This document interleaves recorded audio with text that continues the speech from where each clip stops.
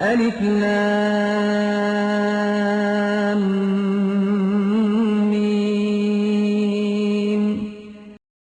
اللهم صل على محمد وعلى آل محمد كما صليت على إبراهيم وعلى آل إبراهيم إنك حميد مجيد. اللهم بارك على محمد وعلى آل محمد كما باركت على إبراهيم وعلى آل إبراهيم إنك حميد مجيد. اللهم ارزقني علما نافعا واسعا عميقا. اللهم ارزقني رزقا واسعا حلالا طيبا مباركا من عندك. اللهم ارزقني حياة سعادة وموت شهادة. اللهم تقبل منا إنك أنت السميع العليم وتب علينا إنك أنت التواب الرحيم. وصلى الله تعالى خير خلقه محمد وآله وأصحابه أجمعين برحمتك يا أرحم الراحمين. والذين لا يدعون مع الله إلها آخر ولا يقتلون النفس التي حرم الله إلا بالحق ولا يزنون ومن يفعل ذلك يلقى أثاما. دیکھیے وہ ہماری ہی زبان کا کلمہ، اور الذین 1.5 میں سے اب بار بار آنے والا کلمہ. الذین یہ الذی کی جمع ہے. الذی کے معنی جو ایک شخص، اور الذین جو سب اشخاص. اور الذی کی مؤنث ہم نے پڑھی تھی اللتی، اور اللتی کی جمع کیا پڑھی تھی ہم نے جی؟ اللائی. بالکل ٹھیک، اللائی جمع ہے جو سب مؤنث. اور الذین کے کیا معنی ہو گئے؟ جو سب اشخاص. والذین اور اللہ کے بندے وہ ہیں. یہ بندے کا لفظ میں نے کہاں سے لے لیا؟ وہ جو عنوان شروع میں باندھا گیا تھا، وہ عباد الرحمانی. اللہ کے بندے کون ہیں؟ رحمان کے بندے کون ہیں؟ اب ان کی تعریف کی جا رہی. الذین جو سب اشخاص. لا، یہ لا کا کلمہ بھی ہماری زبان میں استعمال ہوتا ہے. یہ نفی کے لیے بھی آتا ہے اور منع کرنے کے لیے بھی آتا ہے. لا یدعون، یہ کلمہ دیکھیے بنا کیسے؟ یا جمع دا جمع وونون سے. یہ جو کلمے کے شروع میں یا لگی ہے، سرخ رنگ میں لکھا ہے، یا کے کس بات کی علامت ہے؟ بالکل ٹھیک، مضارع کی علامت ہے. مضارع کی علامتیں ہوتی ہیں یا، تا، الف اور نون. کسی کلمے کے شروع میں بھی یا، تا، الف اور نون لگ جائے تو یہ مضارع کی علامت ہے. اور مضارع سے مراد زمانہ حال یا زمانہ مستقبل. یا ہو تو یہ ساتھ تھرڈ پرسن کی بھی علامت ہوتا ہے، تا ہو تو سیکنڈ پرسن کی، الف ہو تو فرسٹ پرسن لیکن سنگولر، لیکن نون ہو تو فرسٹ پرسن ہی ہوگا لیکن جمع کی علامت ہوگی. ہم یہ فعل کرتے ہیں یا کریں گے. اور کلمے کے آخر پہ دیکھیں واو نون لکھا ہے. واو نون جمع کی علامت ہے. جس طرح واو الف، واو نون اور یا نون ہم نے پڑھا تھا، یہ جمع کی علامتیں ہوتی ہیں. الف خالی آ جائے کلمے کے آخر پہ، خالی الف نون آ جائے یا نون آ جائے تو یہ مثنیٰ یا تثنیہ کی علامتیں ہوتی ہیں. اور کیا پڑھا تھا جی؟ یا نون تو جمع کے لیے بھی آ گیا، یا نون تثنیہ کے لیے بھی آ گیا. تو ہمیں کیسے پتہ چلے گا کہ اس یا نون سے مراد جمع ہے یا عدد میں 2 ہے؟ بالکل ٹھیک، جس یا نون کے نون کے اوپر زبر ہوگا وہ جمع کی علامت، اور جس پر زبر نہ ہوگا وہ جمع کی علامت نہیں بلکہ وہ تثنیہ کی علامت. یا کو الگ کر دیا، واو نون کو الگ کر دیں، یہ دونوں علامتیں ہٹا دیں، باقی کیا کلمہ رہ گیا؟ دعا. اور جہاں عرب زبر لگا کر کام چلاتے ہیں وہاں اپنی زبان میں ہم الف لکھتے ہیں. ذرا عین کے بعد الف لکھیے تو کلمہ ہماری زبان کا بن گیا دعا. دعا کا کلمہ ماضی ہے، اس نے پکارا. اور یا ساتھ لگا دیے، یدعو وہ پکارتا ہے یا پکارے گا. اور یدعون وہ سب پکارتے ہیں یا پکاریں گے. والذین لا یدعون اور اللہ کے بندے وہ ہوتے ہیں جو نہیں پکارتے، نہیں آوازیں دیتے. مع اللہ، یہ کلمہ ماں اردو میں استعمال کرتے ہیں جی. بما اہل و عیال تشریف لائیے. کیا مطلب؟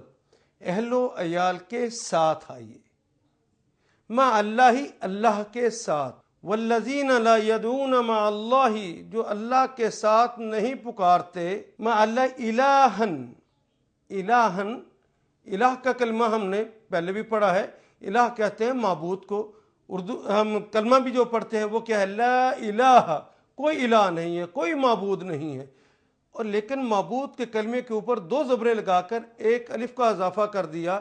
اس علامت نے بتایا کہ یہاں پر ترجمہ میں ہم بطور کا لفظ استعمال کریں گے، کیونکہ الہ تو ایک ہی ہے، وہ اللہ ہے، لا الہ الا اللہ، لیکن جس کو ہم بطور الہ مان سکیں وہ الہ نہیں ہوتا، جس کو بطور الہ کہیں۔ لا یدعون مع اللہ الہا، نہیں وہ پکارتے کسی کو بھی بطور الہ، الہ کے طور پر کسی اور کو نہیں پکارتے۔ آخر دیکھیے یہ کلمہ، یہ قلم ہے، اس کے شروع میں یہ اول اور یہ اس کا آخر، یہ اس کا پہلا سرا، یہ اس کا دوسرا سرا، آخر کہتے ہیں دوسرے کو، اول کہتے ہیں پہلے کو، آخر کا مطلب دوسرا، کسی دوسرے کو وہ بطور الہ نہیں پکارتے، جس طرح اللہ کو پکارنا چاہیے اس طرح وہ کسی اور کو نہیں پکارتے۔ والذین لا یدعون مع اللہ الہا آخر، کیا ترجمہ کریں گے جی؟ ترجمہ کیجئے، خود کیجئے، والذین لا یدعون مع اللہ آخر، بالکل ٹھیک، جو اور وہ اشخاص جو اللہ کے ساتھ کسی اور کو بطور الہ نہیں پکارتے، بطور معبود نہیں پکارتے۔ ولا یقتلون، وہ پھر ہماری زبان کا کلمہ آ گیا جی، لا نہیں، منع کرنے کے لیے بھی آ گیا اور نفی کے لیے بھی آ گیا۔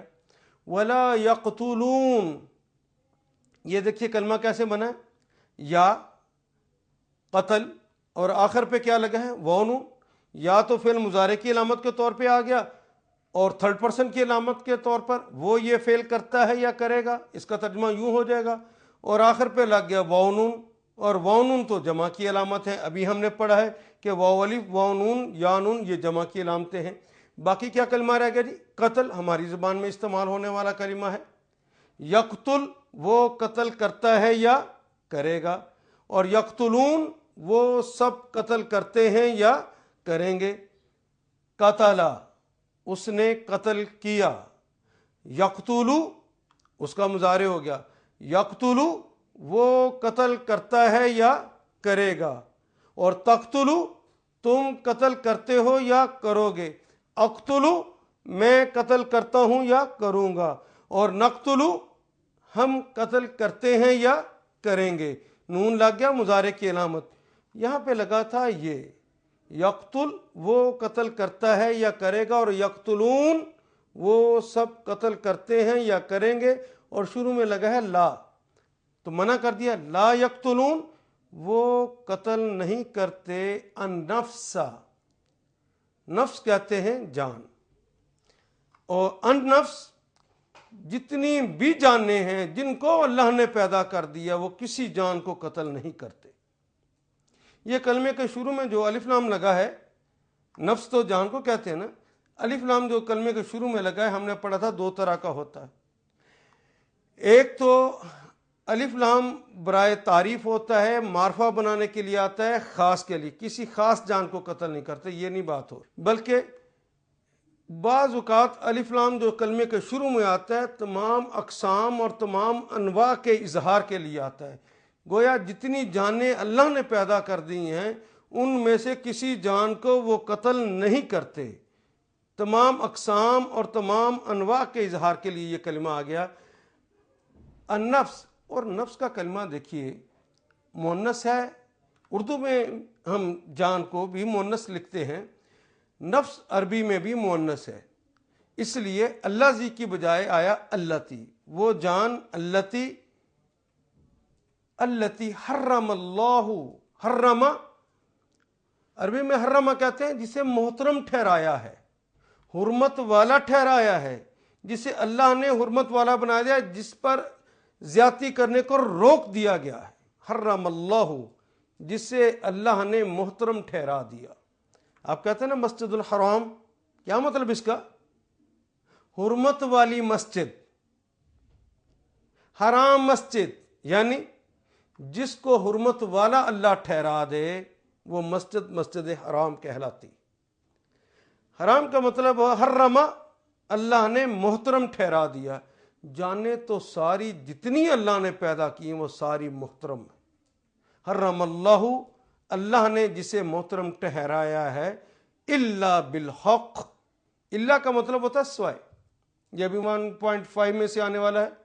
بالحق، یہ دیکھیے کلمہ کیسے بنا، با جمع الف لام جمع حق۔ با کے معنی ہم نے کیا پڑھا تھا جی؟ کہیں پر تو ہم نے اس کے معنی کے ساتھ پڑھے تھے، کہیں اس کے معنی ہم نے میں پڑھے تھے بالقولی، کہیں پر بھی جہالتن کے اندر ہم نے پڑھے تھے جہالت کے سبب، باللہ کے اندر ہم نے پڑھے تھے اللہ پر، اور کہیں پر اس کے معنی کے متعلق تھے بکل شیء علیم، ہر چیز کے متعلق، اور کہیں پر ہم نے کے بدلے میں پڑھے تھے، اور یہاں پر دیکھیے جو بھی فٹ ہوگا وہی ہم لگائیں گے، بالحق کی، حق کے ساتھ۔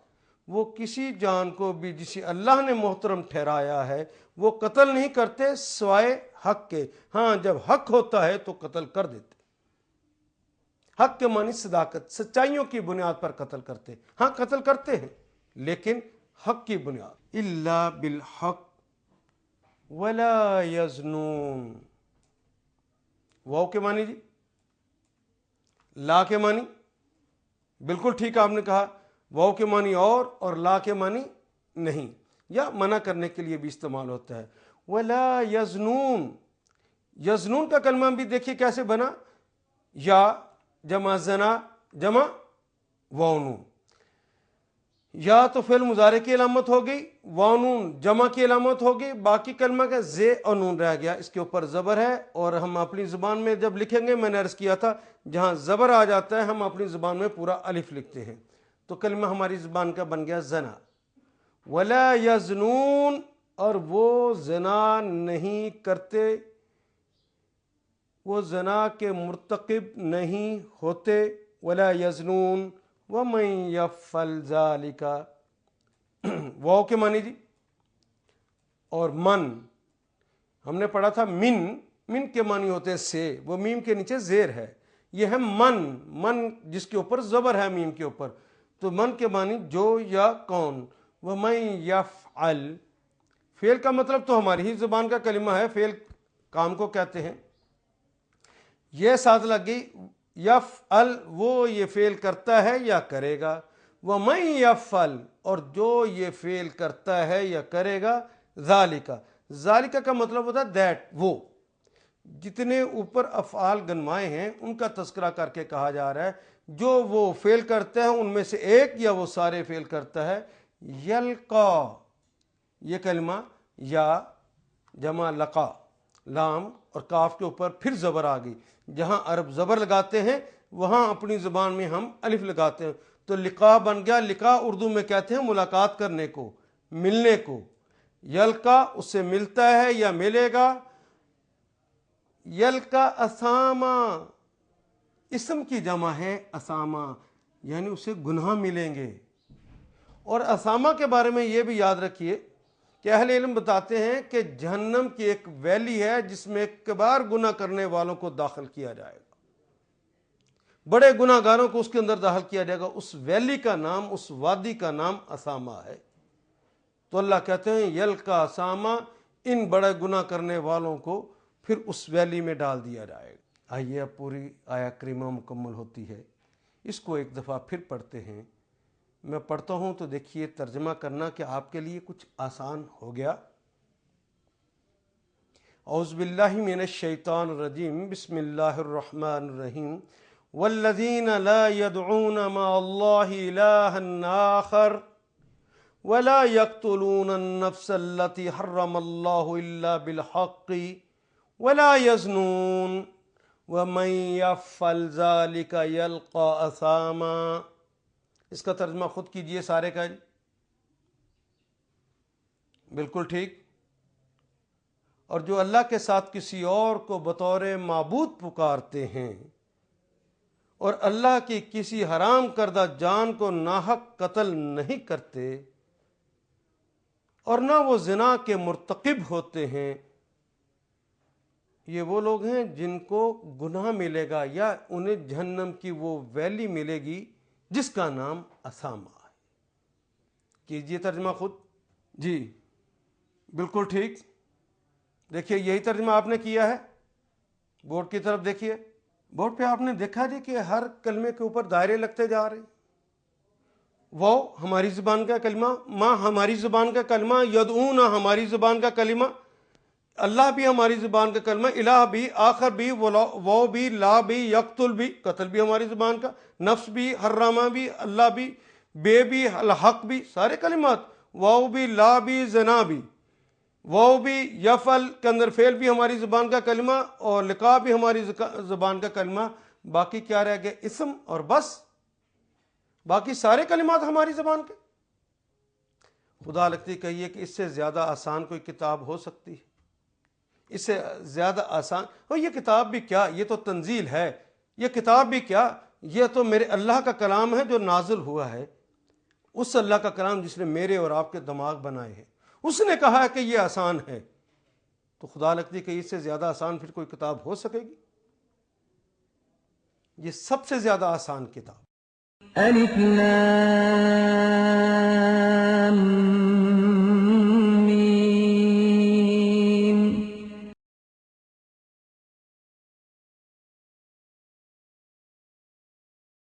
الف لام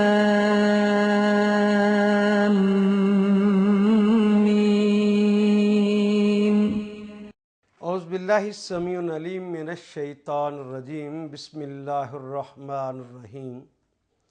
یضاعف له العذاب یوم القیامہ ویخلد فیہ مہانا۔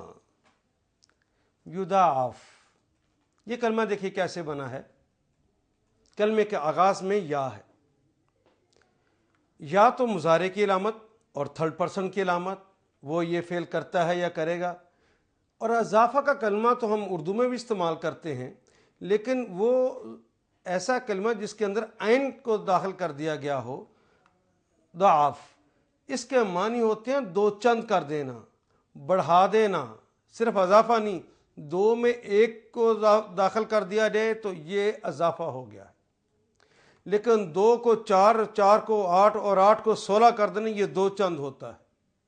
یضاعف، وہ دو چند کر دے گا، کئی گنا بڑھا دے گا۔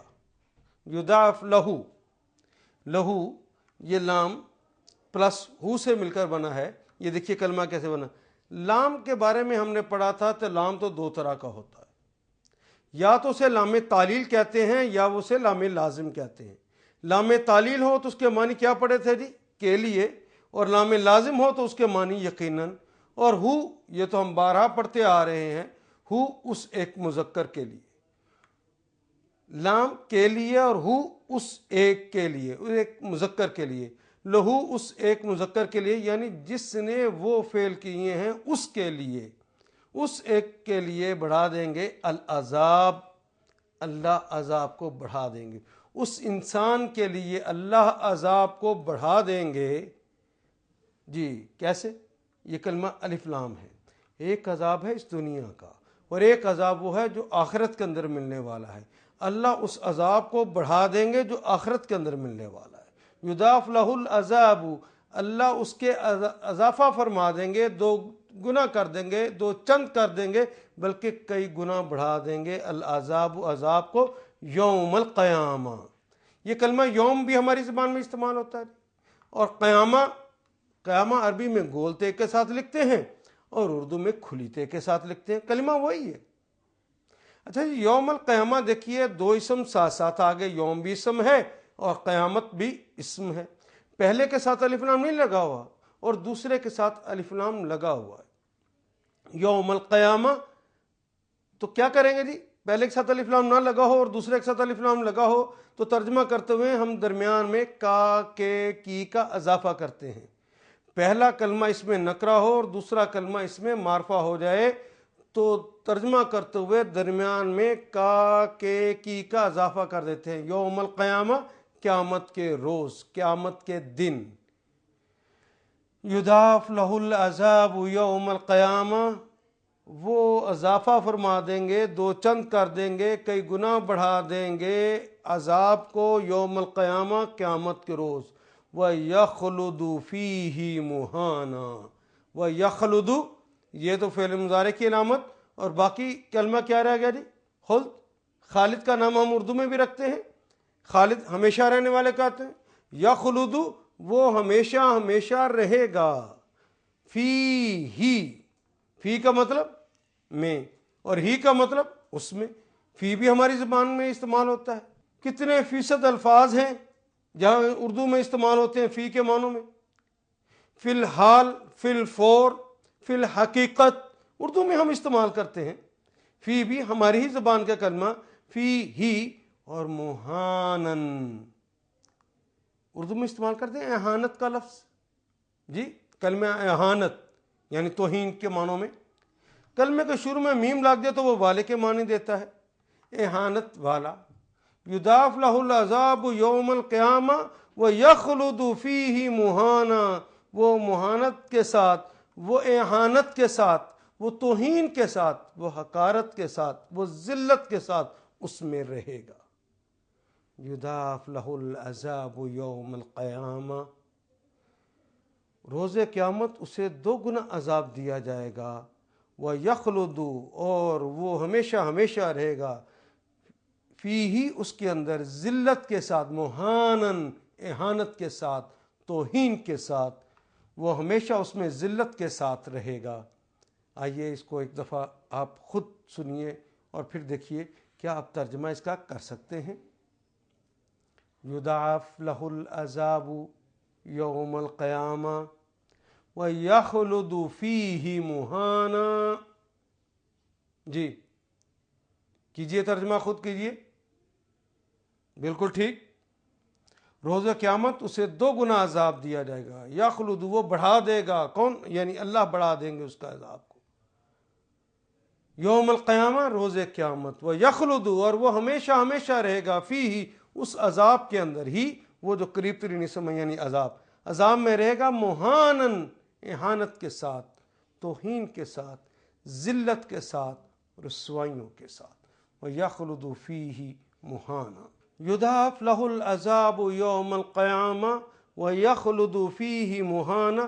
اس میں دیکھیے یا تو فعل مضارع کی علامت، پہلا کلمہ یضاعف یہ بھی ہماری زبان میں استعمال ہونے والا اضافہ کے معنی میں، عذاب کا کلمہ بھی ہماری زبان میں استعمال ہوتا ہے، یوم بھی، قیامت بھی، واو بھی، خالد بھی، فی بھی، اور اہانت اور توہین بھی، یہ سارے کلمات تو ہماری زبان کے ہیں۔ خدا لگتی کہ یہ کس قدر آسان میرے اللہ نے بنائی ہے یہ کتاب، یہ اللہ کا کلام کس قدر لوگوں کے ذہن کے عین مطابق بنایا۔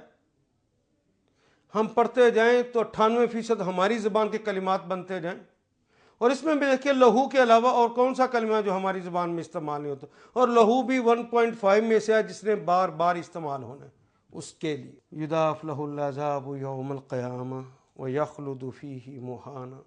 بسم اللہ الرحمن الرحیم، آیت نمبر 68 ابھی ہم نے پڑھی ہے۔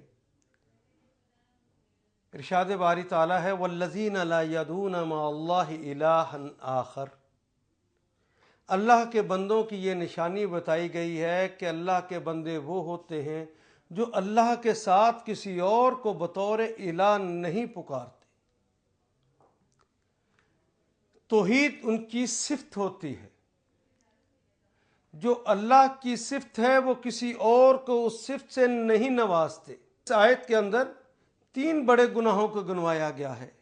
پہلی بات یہ کہ اللہ کے علاوہ کسی اور کو وہ بطور الہ نہیں پکارتے، اور دوسری بات کہ ولا یقتلون النفس، کسی جان کو وہ قتل نہیں کرتے، التی حرم اللہ الا بالحق کی، سوائے حق کے کسی جان کو وہ بھی جسے اللہ نے محترم ٹھہرا دیا ہے اسے قتل نہیں کرتے، ولا یزنون اور نہ وہ زنا کے مرتکب ہوتے ہیں۔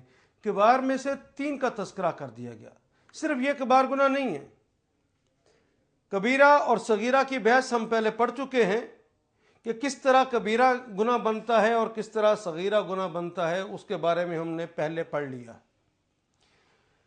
یہاں 3 یہ گناہ چونکہ اس زمانے میں بڑے معروف تھے، اس لیے پہلے ان کا تذکرہ کیا گیا ہے، والذین لا یدعون مع اللہ الہا آخر.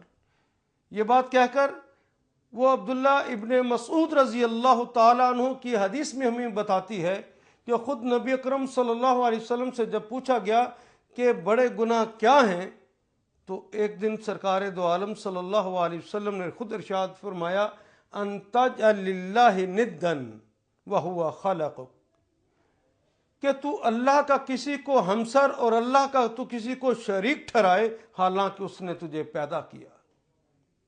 پوچھا اس کے بعد کون سا بڑا گناہ ہے، تو آپ نے فرمایا ان تقتل ولد خشیۃ ان یطعم معک، کہ تو اپنے ہی اولاد کو اس لیے قتل کر دے کہ وہ تیرے ساتھ کھانے میں شریک ہو جائے گا.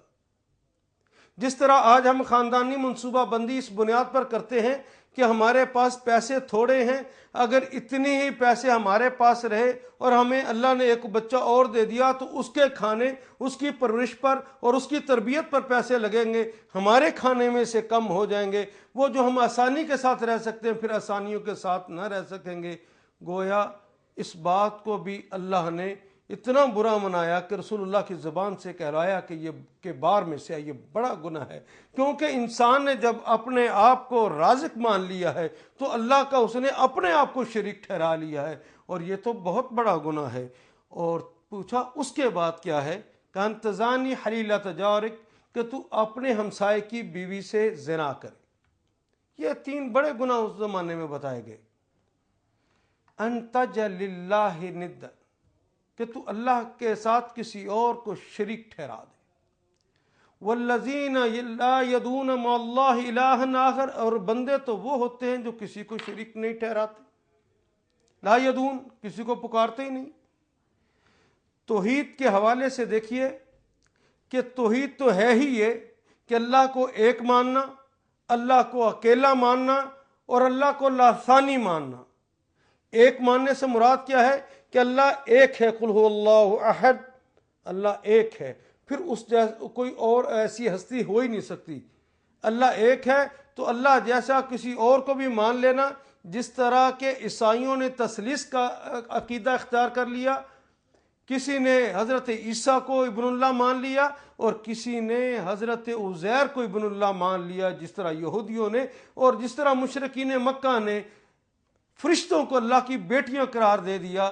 اس طرح کہا کہ کوئی اللہ کا بیٹا نہ وہ کسی سے پیدا کیا گیا ہے نہ اس سے کوئی پیدا ہوا ہے، وہ تو اکیلا ہے، اس جیسا کوئی اور ہے بھی نہیں. وہ ذات میں بھی ایک ہے اور اپنی صفات میں بھی یکتا ہے. وہ ایک ہے اور وہ اکیلا ہے. پہلی بات، 2 الہ نہیں ہے.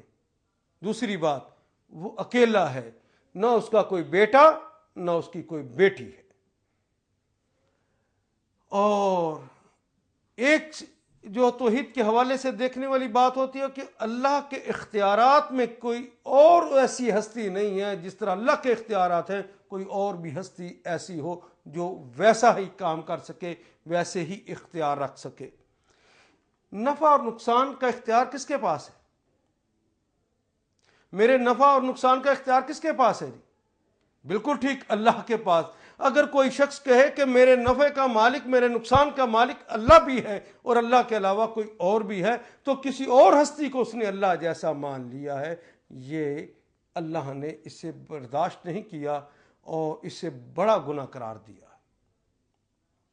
میرے اللہ فرماتے ہیں کہ نفع کا مالک بھی میں ہوں، تمہارے نقصان کا مالک بھی میں ہوں، میں تمہاری حاجتیں پوری کرنے والا ہوں، حاجت روا بھی تمہارا میں ہوں. اور کوئی کہے کہ یہ حاجت روائی کا اختیار شاید کسی اور کے پاس بھی ہو.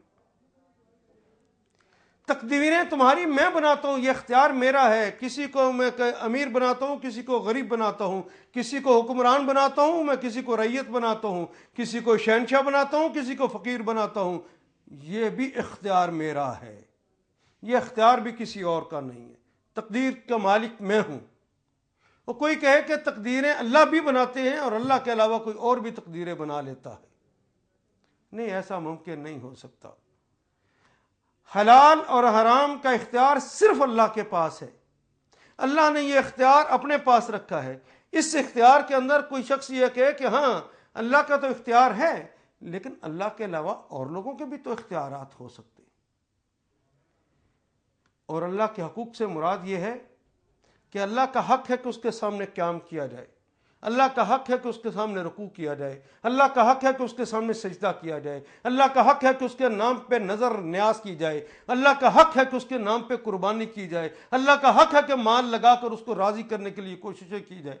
اگر کوئی شخص یہ کہے کہ آستانہ بوسی کسی اور کا بھی حق ہے اور اللہ کا بھی حق ہے، اللہ کے ید کو بھی اور حجر اسود کو بھی جا کے چومنا ہے اور کسی اور کی چوکھٹ کو بھی چومنا ہے، کسی اللہ کے گھر میں بھی جا کے سجدہ کرنا ہے اور کسی اور کے گھر میں بھی جا کے سجدہ کرنا جائز ہے، اگر کوئی یوں سمجھتا ہو تو اسی کا نام تو شرک ہے۔ اور شرک کے بارے میں تو اللہ نے بڑے واضح انداز میں فرما دیا، ان اللہ لا یغفر ان یشرک بہ، اللہ تعالیٰ اس شخص کو کبھی معاف نہیں کرے گا کہ اس کے علاوہ وہ کسی اور کو بھی اس کا ہمسر مانتا ہو، اس کا شریک ٹھہراتا ہو، اس جیسا کسی کو کہتا ہو۔ وَيَغْفِرُ مَا دُونَ ذَلِكَ، اور جس کو چاہتا ہے، لِمَن یشاء، جس کو چاہتا ہے اس کے علاوہ جتنے مرضی گناہ ہو وہ معاف کر دیتا ہے۔ جس طرح ایک حدیث میں آتا ہے کہ اگر انسان جتنے زمین اور آسمان کے درمیان گناہ ہیں ان سے ملوث ہو کے آ جائے، ان سے لتھڑا ہو، لیکن شرک اس کے ذمہ نہ ہو، اللہ اسے معاف کر دیتے ہیں، لیکن جس نے شرک کیا ہو اس کو معاف نہیں کیا جائے گا۔ شرک تو اتنا بڑا گناہ ہے، شرک کی معافی نہیں ہے۔ ان شرک لظلم عظیم، یہ شرک تو ظلم عظیم ہے۔ آج کے دور میں جس میں میں اور آپ زندگی گزار رہے ہیں، لوگوں ہم اس ماڈرن دور میں یہ کام تو کرنے سے رہے کہ جس طرح لات، عزا اور منات لوگوں نے مان لیے تھے، لوگوں نے دوسرے جھوٹے خدا بنا لیے تھے، ان کو سجدہ کرتے تھے، آج کا پڑھا لکھا انسان یہ کام کرنے سے قاصر وہ نہیں کرتا۔ وہ اللہ کو دو بھی نہیں مانتا، وہ اللہ کو ایک ہی مانتا ہے۔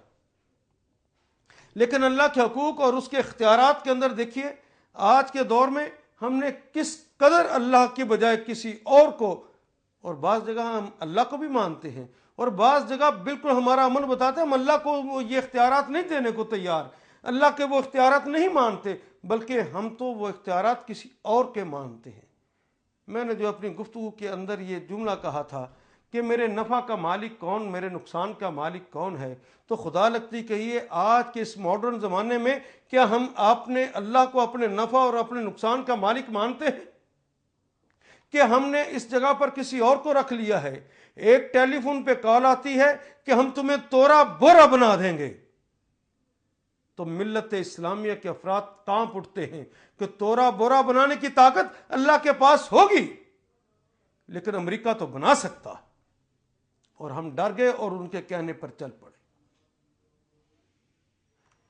خدا لگتی کہیے میرے نفع اور نقصان کا مالک اگر میرا اللہ ہوتا تو میں یہ سمجھ سکتا تھا، میرے یقین اور میرے دماغ میں ایک لمحے کے لیے بات آ سکتی تھی کہ کوئی امریکہ ہمیں تورا بورا بنا سکتا ہے۔ میرا حاجت روا کون ہے؟ اور ہمیں سمجھایا جاتا ہے اگر اسلام کا نفاذ اس ملک میں ہو گیا ہم نکو بنا دیے جائیں گے، ہم اکیلے رہ جائیں گے، ہمیں ایک طرف کر دیا جائے گا، گلوبل ولیج کے اندر ہم اجنبی ٹھہریں گے، ہمیں کوئی پوچھے گا نہیں، ہم پر سینکشنز لگ جائیں گی، ہماری ضرورتیں پوری نہ ہو سکیں گی۔ ضرورتیں کون پوری کرنے والا ہے؟ اور میں آپ سے پوچھتا ہوں یہ سینکشنز کیا پہلی دفعہ لگی ہیں؟ کیا محمد رسول اللہ صلی اللہ علیہ وسلم نے جب توحید کا پیغام دیا تھا تو عباد الرحمن جب ان کے ساتھ تھے تو کیا اس زمانے کے سارے اتحادیوں نے مل کر محمد رسول اللہ اور ان کے ساتھیوں کے اوپر سینکشنز نہیں لگا دی تھی اور انہیں شب ابی طالب کے اندر کیا قید نہیں کر دیا تھا؟ بلکہ اس زمانے کا ایک واقعہ حضرت ابو ہریرہ فرماتے ہیں کہ میں اس زمانے میں مسلمان نہیں ہوا تھا، اور مجھے ایک صحابی نے جو اس زمانے میں مسلمان ہوا تھا اس کا واقعہ سنایا۔ میں نے اس سے پوچھا کہ اس زمانے میں کیا ہوا تھا، تو انہوں نے کہا سارے اتحادیوں نے مل کر مسلمانوں پہ سینکشنز لگا دیں اور ہمیں بند کر دیا، ایک علاقے میں کوئی تجارت نہ ہوتی، کوئی لین دین نہ ہوتا، کوئی بول چال بھی نہ تھی، لوگوں نے مکمل ہمارا بائیکاٹ کر دیا، ہمیں اجنبی بنا کر اپنے ہی گھر میں بند کر دیا۔ پھر رسول اللہ صلی اللہ علیہ وسلم نے کہا کہ جتنا جس کے پاس کوئی مال کھانے کے لیے ہے وہ لے آئے، راشن بندی ہوگی، ہم روزانہ تھوڑا تھوڑا کھاتے تھے.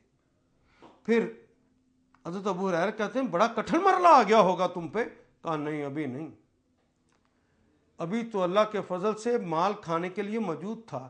ایک دن آیا کہ سارے کا سارا وہ مال ختم ہو گیا.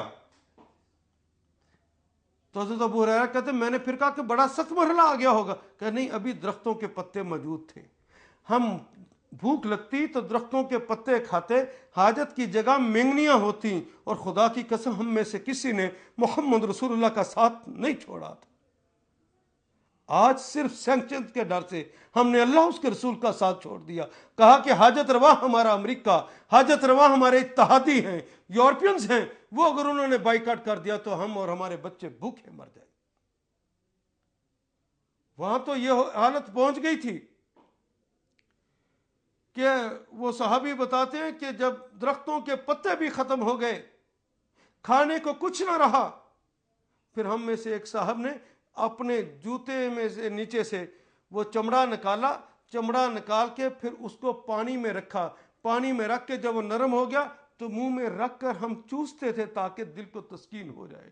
کچھ تو کھایا ہے, لیکن کیا کرتے ان معصوم بچوں کا جن کی ماؤں کی چھاتیوں سے دودھ خشک ہو چکا تھا, وہ بلک بلک کر روتے تھے, کلیجے پھٹ پھٹ جاتے تھے, لیکن اس حالت کے اندر بھی بچوں کو بلکتے دیکھا. خدا کی قسم ہم نے محمد رسول اللہ کا ساتھ نہیں چھوڑا. اور آج پورے ملت اسلامیہ ساتھ چھوڑ گئی. اختیارات, عزت کون دیتا ہے؟ میں آپ سے پوچھتا ہوں کون دیتا ہے عزت؟ کیا اللہ عزت نہیں دیتا؟ کیا اللہ ذلت نہیں دیتا؟ توتے ملک من تشاء, کیا یہ سارے اقتدار اللہ نہیں دیتا؟ قرآن حکیم میں یہ نہیں کہا گیا کہ تذل من تشاء و عزت من تشاء, جس کو تو چاہتا ہے عزت دیتا ہے, جس کو چاہتا ہے تو ذلت دیتا ہے؟ اور کیا اللہ ہی اقتدار نہیں دیتا اور جس سے چاہتا ہے کہ اللہ اقتدار چھین نہیں لیتا؟ کتاب اللہ کے اندر آپ مانتے ہیں کہ اللہ کا یہ اختیار ہے.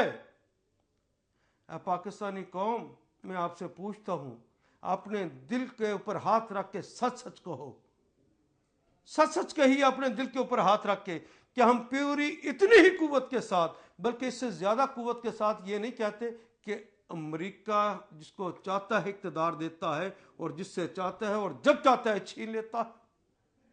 ہم نے اللہ کے مقابلے پر امریکہ کو بنا لیا. مجھے بتائیے تو پھر شرک اور کس کا نام؟ نفع اور نقصان کا مالک وہ ہو, میرا حاجت روا وہ ہو, اور ہم کسی اور کو بھی حاجت روا مانیں. میری زندگی گزارنے کے لیے قانون ساز وہ ہو, ہم اس کو بھی قانون ساز مانیں, اور اس کے علاوہ کسی اور کو بھی قانون ساز مان لیں. مجھے بتائیے تو پھر شرک اور کس کا نام ہے؟ کیا بندہ کلمہ بھی پڑھتا ہو, اللہ کو بھی مانتا ہو, اور اس کے ساتھ اتنی ہی قوت سے کہتا ہو کہ یہ اختیارات کسی اور کے بھی ہیں؟ میں مثال دیتا ہوں کہ جس نے گاڑی بنائی ہے وہ گاڑی بنانے والا ہی بہتر جانتا ہے کہ گاڑی کے کس جگہ پہ پیٹرول ڈالا جائے گا, کس جگہ پر اس کے پانی ڈالا جائے گا, اور کس جگہ پر موبائل ڈالا جائے گا. اور کوئی شخص اپنی عقل کے ساتھ کہے کہ میری عقل بھی ویسی ہے جس طرح اس انجینئر کی جس نے وہ کار بنائی, تو میں اپنی مرضی سے جہاں چاہے پانی ڈال لوں, جہاں چاہے میں اس کا پیٹرول ڈال لوں, یا کسی اور کی مرضی پر وہ ریڈیٹر کے اندر پیٹرول ڈال دے, تو کیا اس کی گاڑی چلے گی کہ جلے گی؟ لوگوں, یہی میں معاملہ آپ کو سمجھانا چاہتا ہوں. جو اختیارات اللہ کے ہیں, جس طرح اللہ نے ایک انسان کو بنایا ہے وہی بتا سکتا ہے کہ اس کی زندگی گزارنے کے قوانین کیا ہونے چاہیے. اسے پتا ہے کہ ایک مرد اور ایک عورت کو کہیں پر اگر آزاد چھوڑ دیا گیا, اس پر قدغنیں نہ لگائی گئیں تو اس کے اوپر کیا سزا ہوگی. تو کیا پارلیمنٹ کو ہم نے یہ اختیارات نہیں دے دیے کہ قانون سازی جو اللہ کا اختیار تھا اب وہ کرتی پھرے؟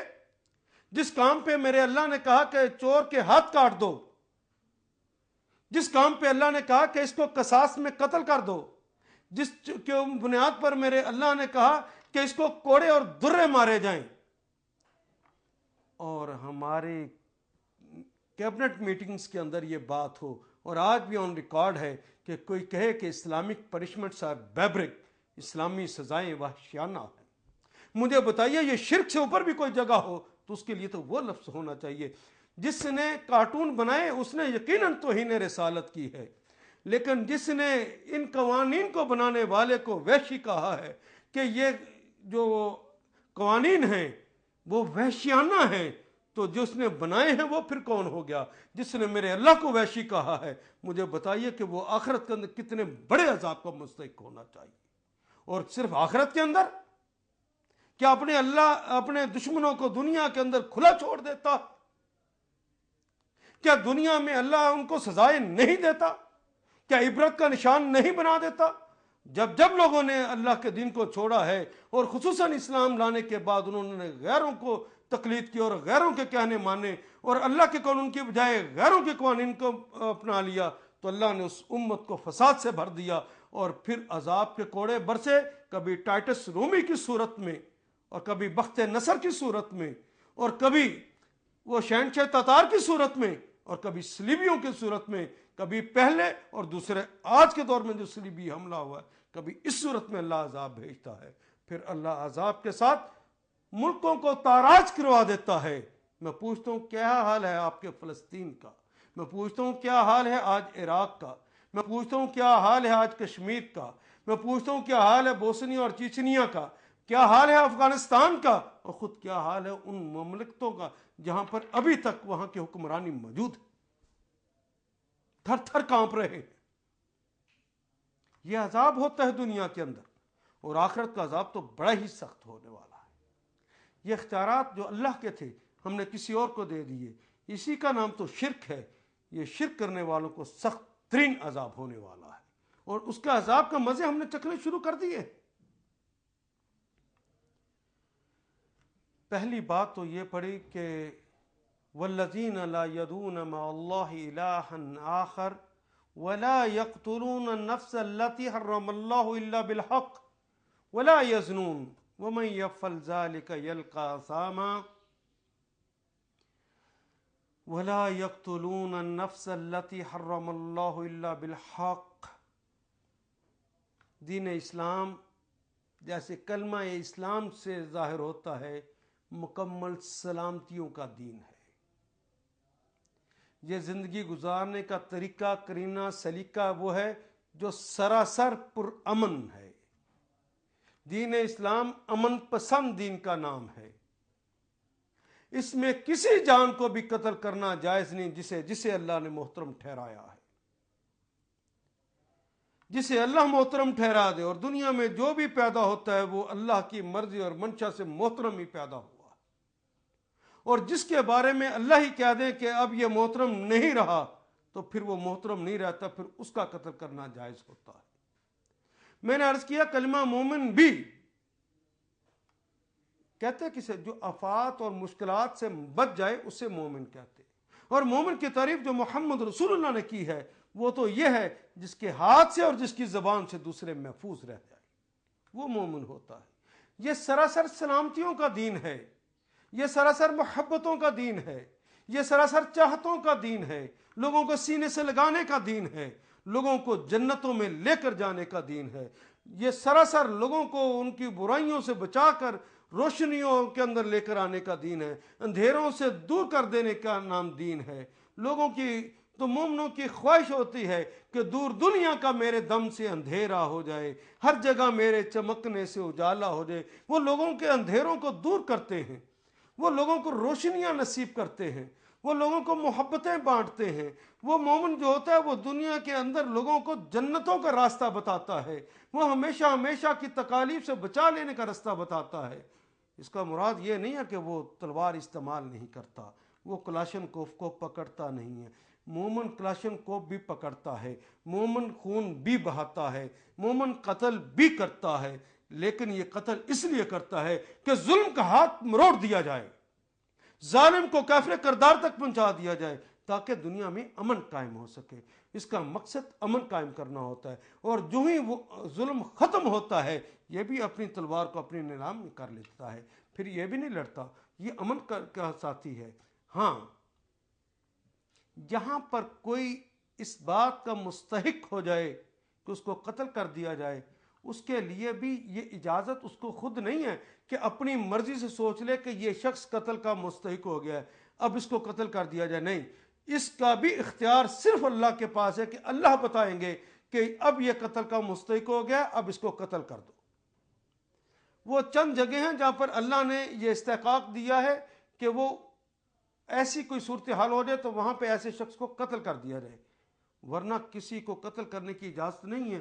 حتیٰ کہ سچا ترین دین کوئی ماننے سے انکار کر دے تو کسی کو اجازت نہیں ہے کہ وہ طاقت کی بنیاد پر کسی کو مسلمان کرے۔ ہمارے ہاں تو اگر کسی نے مسلمان بھی ہونا ہو، وہ خود بھی کہہ دے کہ میں نے مسلمان ہونا ہے، تو اس بات کی اجازت نہیں ہے کہ فوراً اسے کہو ہاں بھی کلمہ پڑھ لے۔ اس سے 3 دفعہ پوچھا جاتا ہے کوئی دباؤ تو نہیں، کوئی لالچ تو نہیں، کیا بات کیا سمجھ آئی جس کی وجہ سے تم مسلمان ہونا چاہتا ہے؟ جب دل کی اتھاہ گہرائیوں سے وہ سمجھ جاتا ہے کہ دین میرا سچا ہے، دین میرا حق ہے، اس دنیا کی فلاح اور اس دنیا کی فلاح میری اس دین کے اندر ہے، تو تب اس کو کہتے ہیں کہ ہاں بھائی آؤ اب کلمہ پڑھ لو، آئیے اب کلمہ پڑھتے ہیں۔ لیکن دباؤ کے تحت ہم کسی کو مسلمان بھی نہیں کرتے، طاقت کا استعمال یوں نہیں کرتے، مسلمان کرنے کے لیے بھی نہیں۔ وہ جو جگہ جہاں پر اسلام اجازت دیتا ہے کہ یہاں پہ آپ قتل کر دو، وہ کون سی جگہ ہے؟ پہلی جگہ وہ ہے جس کو اسلام نے قصاص کہا ہے۔ انسان تو انس سے بنا ہے، انسیت ہوتی ہے اس کے اندر، محبت ہوتی ہے۔ آج بھی انسان کو اگر خطرناک سزا دینی ہو تو وہ انسانوں سے الگ کر دیا جاتا ہے، یعنی قید تنہائی دی جاتی ہے، اس کی وحشت نکل آتی ہے، یہ ڈرنے لگتا ہے۔ سب سے خطرناک سزا اس کے لیے یہ ہے کہ اس کے اندر کی فطرت کے خلاف اس کو استعمال کر دیا جائے۔ اس کی فطرت کہتی ہے انسیت ہو، محبت ہو، پیار ہو، اور جب اس کو اس سے ہٹا کر اس سے انسیت چھین لی جاتی ہے، دوسرا انسان اس سے دور کر دیا جاتا ہے، تو پھر اس کے اندر تکلیف کا احساس بڑھ جاتا ہے۔ انسانوں کے اندر جو رہتے ہیں وہ محبت ہی ایک ایسا رشتہ ہے جو ان کو جوڑ کے رکھتی ہے، اور اگر کوئی انسان اپنے جیسے ہی ایک انسان کو اپنی کسی بھی خواہش اور مرضی کے تحت قتل کرتا ہے تو اب یہ شخص انسانوں کے اندر رہنے کے قابل نہیں رہا، یہ انسیت سے دور ہو گیا ہے، یہ وحشی ہو گیا ہے، اس کا احترام آدمیت اور احترام انسانیت اس کے اندر سے ختم ہو گیا ہے۔ اب یہ انسانوں کے چونکہ قابل نہیں رہا کہ انسانوں کے اندر رہ سکے، اب اس کو قتل کر دو۔ اور اگر ایک دفعہ اس کو چھوڑ دو گے تو آپ نے کرائے کے قاتل دیکھے ہیں، ٹکے ٹکے کی خاطر، چند ٹکوں کی خاطر انسانوں کو قتل کرتے پھرتے ہیں، 100 قتل کیے ہوئے ہیں اور دندناتے پھرتے ہیں، اور ذرا بھی ان کو حیا نہیں آتی، کیونکہ ان کی اندر کی حیا مر جائے۔ جو اللہ سے بھی بے حیا ہو جائے تو پھر اس کو کس کی پرواہ ہو سکتی ہے؟ اللہ نے جان کو محترم ٹھہرایا اور اس نے اس جان کو قتل کر دیا، معصوم جان کو، اس کے حیا ختم ہو گئی ہے، اس کے اندر کی انسانیت مر گئی ہے۔ اب اللہ کہتے ہیں کہ اس کو قتل کر دو، لیکن یاد رہے کہ قتل تم نہیں کر سکتے۔ تمہارے ہی بھائی کو کیوں نہ قتل کیا ہو، تم پکڑ کے خود قتل نہیں کر سکتے۔ یہ اختیار ایک منظم حکومت کا ہے۔ منظم حکومت قتل کے بدلے میں قتل کرے گی، کوئی انسان یا گروہ خود اٹھ کر یہ کام نہیں کرے گا، اور وہ حکومت بھی ڈائریکٹ نہیں کر سکتی قتل۔ اس کے لیے بھی لازم ہے کہ ایک عدالت کا نظام ہو۔ عدالت کے نظام کے اندر اس شخص کو پوری آزادی کے ساتھ اپنی صفائی کا موقع دیا جائے، وہ اپنی پوری صفائی پیش کر لے، اور عدالت اگر اللہ کے قوانین کے مطابق، اور عدالت اپنے شہادتوں کے جو قوانین ہیں ان کو پوری طرح پرکھتے ہوئے اگر یہ محسوس کرے کہ اس شخص نے واقعی جرم کیا ہے، پھر اللہ کا قانون اس پہ نافذ کرتی ہے، اس کے قتل کا صرف حکم جاری کر سکتی، اسے قتل نہیں کر سکتی۔ قتل کرنے کے لیے عدالت پھر حکومت کے حوالے کرے گی کہ اب اس پر امپلیمنٹیشن کر دیجیے، اللہ کا باغی قرار پایا ہے، یہ انسانوں کے اندر رہنے کے قابل نہیں ہے، اب انسانوں سے اس کو پاک کر دیا جائے۔ تو وہ انسانوں سے پاک کرنے کے لیے ایسے شخص کو قصاص کے اندر اس کا قتل جائز قرار دیا، اور یہ ہے وہ جہاں پہ مسلمان قتل کرتا ہے۔ یہاں پر بھی دیکھا چیک اینڈ بیلنس کیسے رکھا۔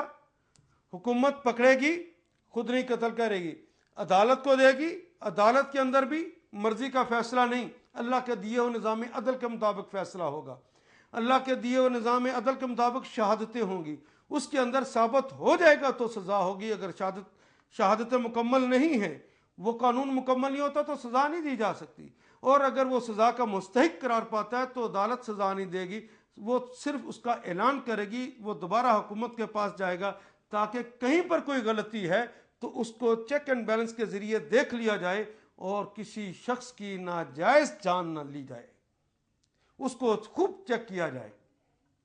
حق یہ ہے کہ ہر جان محترم ہے اور اس کا احترام کیا جانا فرض ہے اور اس کو بچانا ضروری ہے، اور ہاں جو خود احترام آدمی سے گر جائے اس سے پھر پاک کر دے۔ دوسرا شخص وہ جب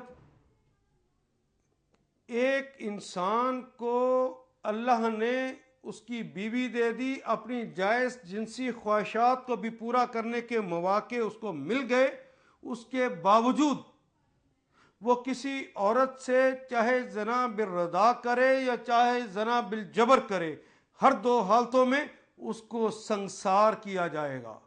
کیوں؟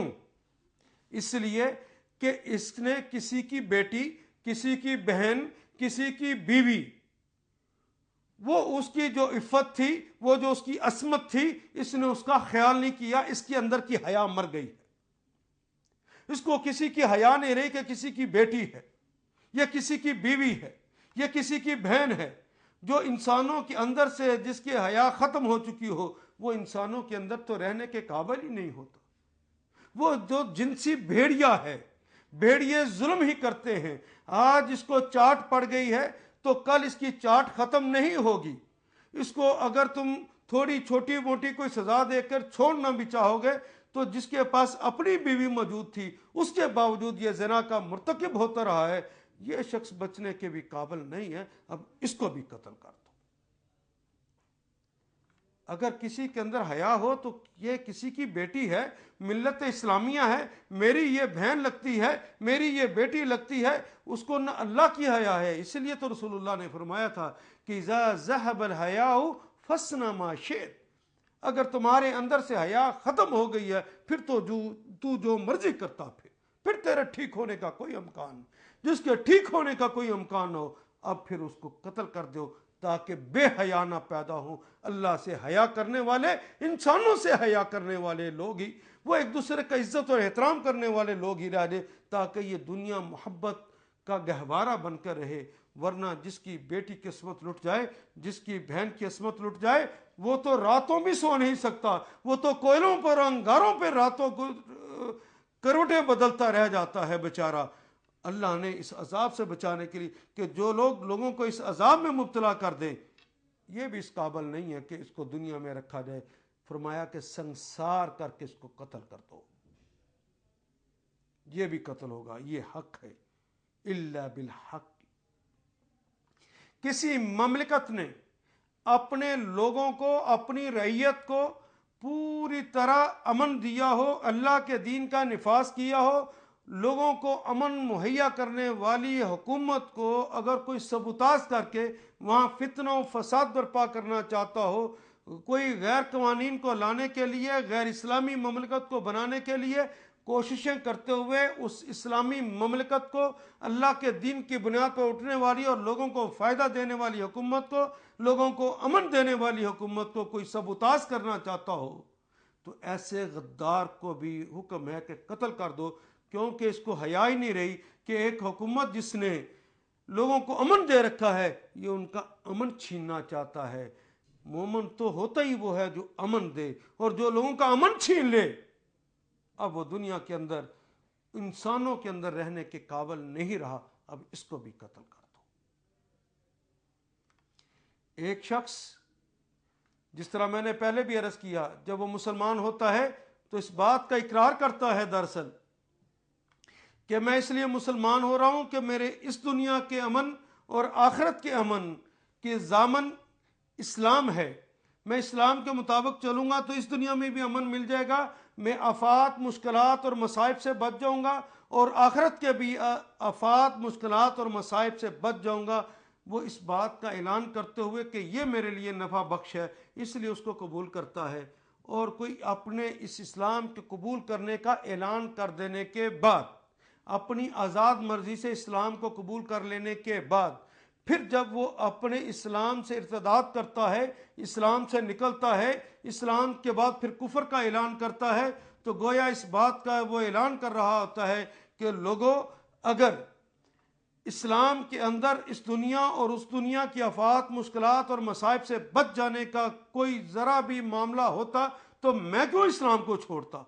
میں نے اسلام کو چھوڑا اس لیے ہے کہ اس دنیا کی آفات و مشکلات اور مصائب سے نہیں بچا جا سکتا، آخرت کے مصائب سے بھی نہیں بچا جا سکتا، اس لیے میں نے اسلام کو چھوڑا ہے۔ تو وہ در حقیقت لوگوں کو دعوت دے رہا ہے فساد کی، امن سے نکالنا چاہتا ہے۔ جو لوگوں کا امن چھین لے، اب وہ لوگ بے حیا انسان لوگوں کے اندر رہنے کے قابل نہیں ہے، کیونکہ لوگوں کا امن چھین رہا ہے، ان کو آفات، مشکلات اور مصائب اور جہنم جیسے مصائب کے اندر بھیجنے کے لیے وہ دھکیل رہا ہے۔ اب اس کا بھی قتل کر دینا ضروری ہے کہ وہ انسانوں کے اندر رہا تو لوگوں کو جہنم کی طرف دھکیلے گا، اب اس کو بھی قتل کر دو۔ ہاں، ایک اور بھی انسان ہے جس کو قتل کرنے کا حکم دیا گیا، وہ جادوگر ہے جو لوگوں کو فتنہ و فساد میں مبتلا کر دیتا ہے، جو خاوند بیوی کی لڑائی کرانے کے لیے جادو لکھتا ہے، جو لوگوں کی معصوم بچیوں کو لوگوں پر عاشق کروانے کے لیے، آپ کو پتا آپ کی دیواروں پہ لکھا ہوا ہے، اخبارات کے اندر اشتہار آتا ہے کہ 5 منٹ میں محبوبہ قدموں میں، لوگوں کی عفت ماں بیٹیوں کو اپنے جادو کے زور سے لوگوں پر عاشق کرواتے ہیں۔ یہ بے حیا لوگ بھی اس قابل نہیں ہیں جو خاوند اور بیوی کے درمیان تفریق کروا کے دوسروں پہ عاشق کروا دیتے ہیں، یہ بھی اس قابل نہیں ہے کہ ان کو دنیا کے اندر زندہ رہنے دیا جائے۔ اس لیے جادوگر کی بھی سزا اسلام نے موت رکھی، اس کو بھی قتل کر دو۔ ایک ہوتا ہے چور، اس کو کہا ہے اس کو پکڑا جائے تو ہاتھ کاٹ دو۔ ایک ہوتا ہے وہ ڈاکو جو لوگوں کی عصمت بھی لوٹتا ہے اور لوگوں کے جان کا ڈر دے کر ان کا مال بھی لوٹتا ہے، جس طرح آج کل ہو رہا ہے۔ اس کی بھی سزا اسلام نے موت رکھی۔ جو موت کا خوف دے کر لوگوں کا مال لوٹے اور موت کا خوف دے کر لوگوں کی عصمت کو لوٹے، اس کی بھی سزا موت ہے۔ اور اس شخص کی بھی سزا موت ہے۔ ایک ہے عام چور جس نے عام آدمی کی چوری کی، ایک ہے جو خود چوکیدار تھا، وہ خود ذمہ دار تھا، سرکاری مال کا، بیت المال کا وہ انچارج تھا، بیت المال کا وہ محافظ تھا۔ اس محافظ نے بیت المال کی چوری کی، اس کی سزا جانتے کیا ہے؟ پہلوں کو صرف تلوار سے قتل کیا جائے گا، اس کو ایسے نہیں قتل کیا جائے گا۔ نبی اکرم صلی اللہ علیہ وسلم کے زمانہ مبارک میں مال غنیمت پر چند لوگوں کو ایک دفعہ چوکیدار مقرر کیا گیا، پتہ چلا کہ 5 اونٹ چوری ہو گئے۔ تحقیق کی تو پتہ چلا کہ انہی چوکیداروں نے ان اونٹوں کو بیچ ڈالا ہے، چور یہی ہیں۔ تو نبی صلی اللہ علیہ وسلم نے ان کے مخالف سمتوں میں ہاتھ اور پاؤں کٹوا کر خاردار جھاڑیوں پر پھینک دیا اور لوگوں کو کہا کہ ان کو سسکتے ہوئے مرتے ہوئے دیکھو۔ خدا لگتی کہیے کہ اگر پاکستان کے کسی سرکاری افسر کو جس نے پاکستان کو لوٹا ہے، کسی وزیر کو جس نے پاکستان کو لوٹا ہے، کسی پرائم منسٹر کو جس نے پاکستان کو لوٹا ہے، اگر اس کے ہاتھ اور پاؤں کاٹ کر خاردار جھاڑیوں پر پھینک دیا جاتا تو باقی سارے لوگ کیا پاکستان کو لوٹتے؟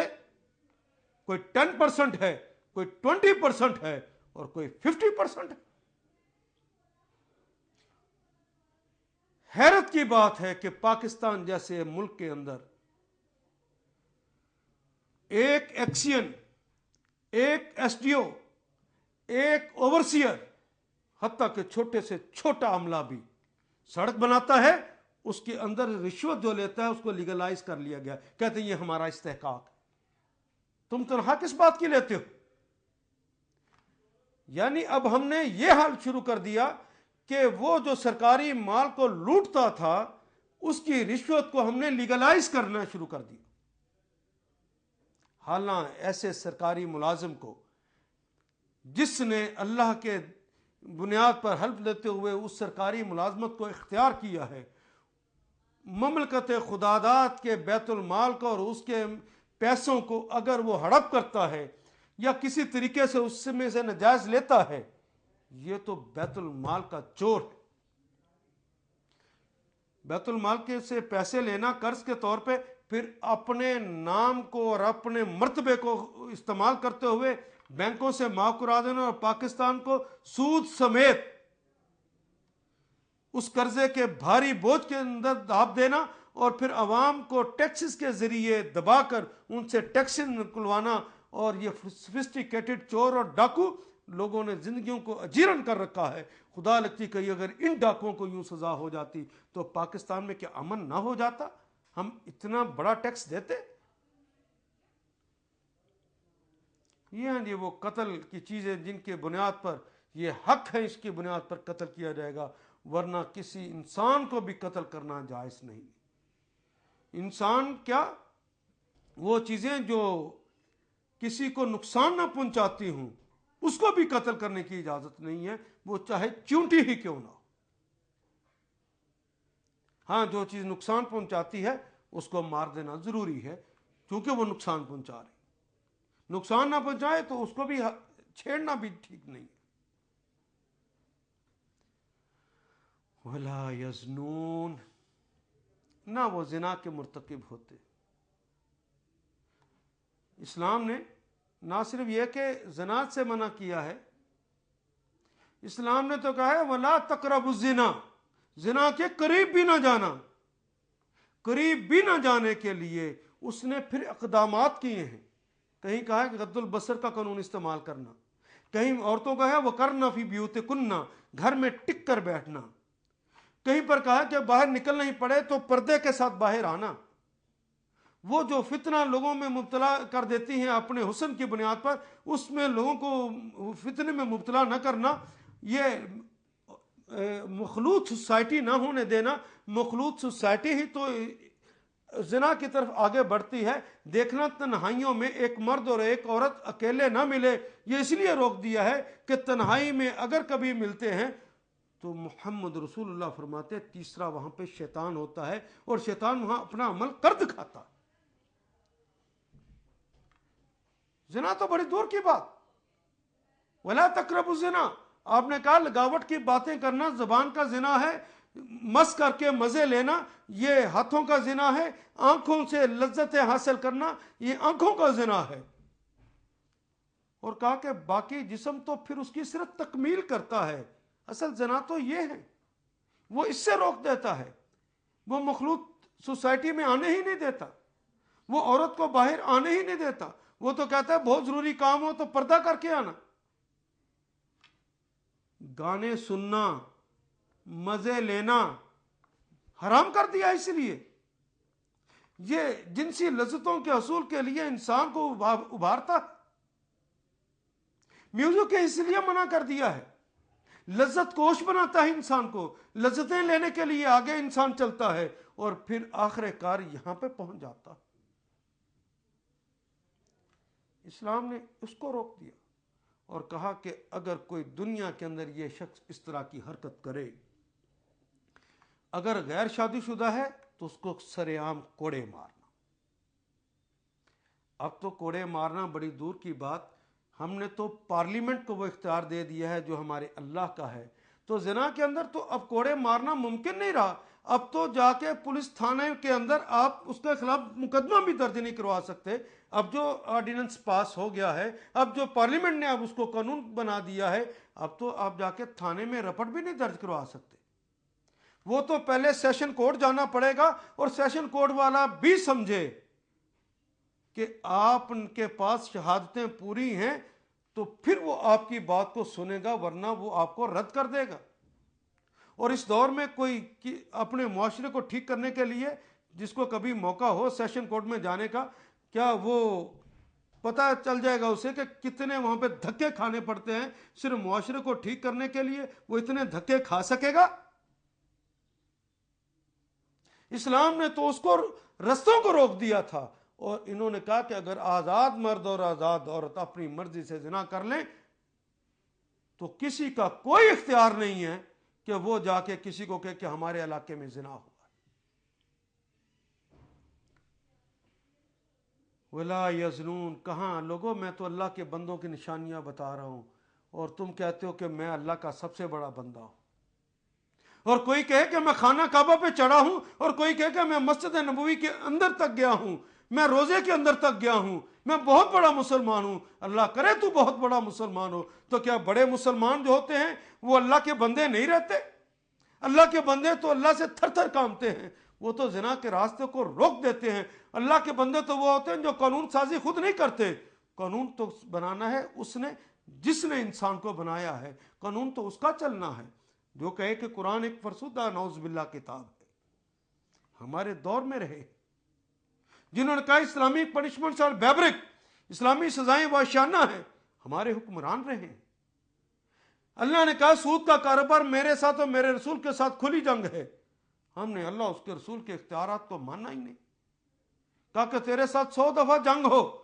جب شریعت کورٹ نے یہ کہہ دیا کہ آج کے بعد ڈاکٹر تنزیل الرحمان رپورٹ کے مطابق فیصلے ہوں گے اور پاکستان کو سود کی لعنت سے پاک کیا جاتا ہے، تو کیا یہ سچ نہیں کہ ہمارے ملک کے ایک بھاری مینڈیٹ نے سپریم کورٹ جا کے درخواست دے دی کہ ہم اللہ اس کے رسول کے ساتھ کھلی جنگ کر کے اور ماں کے ساتھ 70 دفعہ زنا کرنے سے بدتر فعل کر کے پاکستان کو ٹائیگر آف ایشیا بنانا چاہتے ہیں؟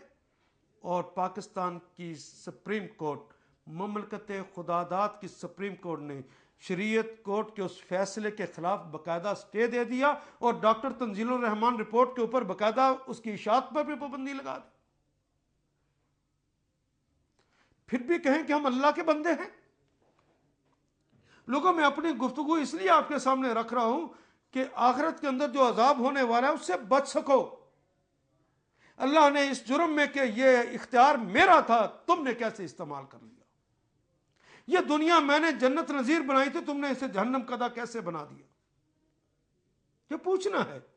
یضاعف لہ العذاب یوم القیامہ، دنیا میں تو عذاب ملے گا، لیکن آخرت کے اندر اللہ اس کے عذاب کو بڑھا دے گا۔ کتنا بڑھائے گا؟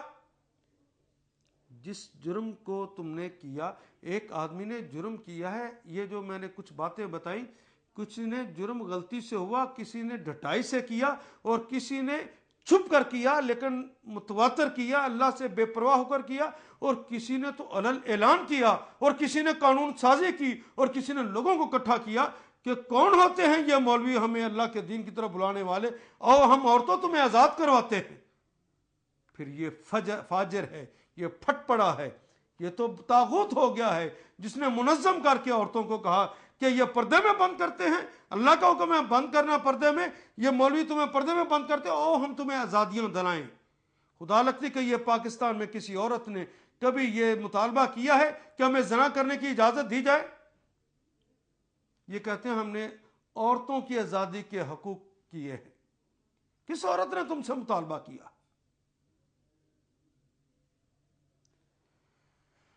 جتنے لوگ اس سے متاثر ہوں گے، جب کسی کے خلاف پرچہ ہی درج نہیں ہوگا، پولیس تھانہ کچہری نہ ہو سکے گا، اس کے اوپر کوئی دباؤ نہ ہوگا، کوئی اس کو پکڑوا نہ سکے گا، تو زنا سے کوئی روک سکے گا؟ پھر جب زنا سے عام ہو جائے گا تو کیا اس ملت کے اوپر، کیا رسول اللہ کی بات غلط ہے کہ جس قوم کے اندر زنا عام ہو جائے اللہ اس پر موت مسلط کر دیتا ہے؟ محمد رسول اللہ کی امت پر تم نے موت مسلط کرانے کی سازش کی۔ جتنے لوگ اس سے متاثر ہو کر زنا کریں گے، تمہارے نامہ اعمال میں بھی اس کا اضافہ ہوتا جائے گا۔ پہلے جو جرم تم نے کی اس کی بنیاد پر عذاب کے اندر جو دوزخ کی ایک آگ کے تم مستحق ٹھہرے، پھر لوگوں نے جتنے عمل کیے ان کا گناہ ان کو تو ملے گا ہی، لیکن تمہارے کھاتے میں بھی اس کے گناہ ڈالے جائیں گے، پھر تم اور زیادہ عذاب کے مستحق ہو گئے، پھر اور زیادہ عذاب کے مستحق، حتیٰ کہ قیامت تک لوگ گناہ کرتے رہیں گے، تمہارے گناہ میں اضافہ ہوتا رہے گا۔ یضاعف لہ العذاب یوم القیامہ ویخلد فیہ مہانا، اور ہمیشہ ہمیشہ رہے گا۔ اگر کوئی کہے کہ میں باہر نکل آؤں گا تو یہ ممکن نہیں۔ یہ یہودی بھی کہتے تھے، سورہ بقرہ میں کہا گیا ہے کہ لن تمسنا النار الا ایاما معدودہ، کہ ہمیں آگ نہیں چھوئے گی سوائے چند دن، پھر ہم اپنے گھر میں جنت میں آ جائیں گے۔ ہاں اگر غلطیاں کی تھوڑی دن آگ ہمیں چھو لے گی، یعنی وہ آگ جو پاؤں کے تلوے کو چاٹ لے، سر ہنڈیا کی طرح کھولنے لگے، کوئی کہے کوئی پرواہ نہیں۔ یہ بالکل اسی طرح کی بات ہے کہ اگر کوئی کہے کسی کو کہ میں تیرے ابا کو شکایت کروں گا اگر تو نے یہ حرکت کی تو کہہ لے، ابا میرا کیا بگاڑ لے گا۔ تو یہ ابا کے سامنے جسارت کرنا تو اور بات ہے، اور جو کہتا ہے کہ اچھا اتنی سزا تو دے لے اللہ، ہم کوئی بات نہیں ہے، جس نے یہ رویہ اختیار کیا وہ اللہ کے سامنے جسارت کرتا ہے، کیا اس بات کا مستحق ہے کہ اس کو جنت میں پھر بھیجا جائے؟ یخلد فیہ مہانا، وہ ہمیشہ ہمیشہ وہاں رہے گا، اور توہین کے ساتھ رہے گا، رسوائیوں کے ساتھ رہے گا، بے وقت ہو کے رہے گا، بے وقار ہو کے رہے گا۔ اس دنیا نے 60-70 سال کی عمر کے بعد ختم ہو جانا ہے، اس کی بے وقاری، اس کی رسوائیاں، اس کی ذلتیں ہمیشہ ہمیشہ رہنی ہیں، انہوں نے تو کبھی ختم نہیں ہونا۔ اللہ مجھے اور آپ کو اس وقت سے بچائے کہ کہیں اس عذاب کے ہم مستحق نہ ہو سکے۔ اور یہ جو گناہ آج ہم نے پڑھا ہیں، اللہ تعالی ہمیں ان سے بچا کے رکھے۔ وآخر دعوانا ان الحمد للہ رب العالمین۔ اللہ میرا اور آپ کا حامی اور ناصر ہو۔ اللہم صلی علی محمد وعلی آل محمد کما صلیت علی ابراہیم وعلی آل ابراہیم انک حمید مجید۔ اللہم بارک علی محمد وعلی آل محمد کما بارکت علی ابراہیم وعلی آل ابراہیم انک حمید مجید۔ آئیے دعا کر لیتے ہیں۔ اے اللہ قرآن کو ہمارے دل کی بہار بنا دے، دل کا سرور بنا دے، آنکھوں کا نور بنا دے، غموں کا مداوا بنا دے، دکھوں کا علاج بنا دے۔ یا اللہ قرآن حکیم کو ہمارا ساتھی بنا دے، لمحات کا ساتھی، سوچ کا ساتھی، ساری زندگی کا ساتھی بنا دے، لمحے لمحے کا ساتھی بنا دے، سوچ سوچ کا ساتھی بنا دے، وقت عیش کا ساتھی بنا دے، وقت تیش کا بھی ساتھی بنا دے۔ یا اللہ قرآن حکیم کو ہمارے لیے شفا بنا دے، اور قرآن حکیم کو ہمارے لیے شفاعت کرنے والا بنا دے۔ وصلی اللہ تعالی خیر خلقہ محمد وآلہ واصحابہ اجمعین برحمتک یا ارحم الراحمین۔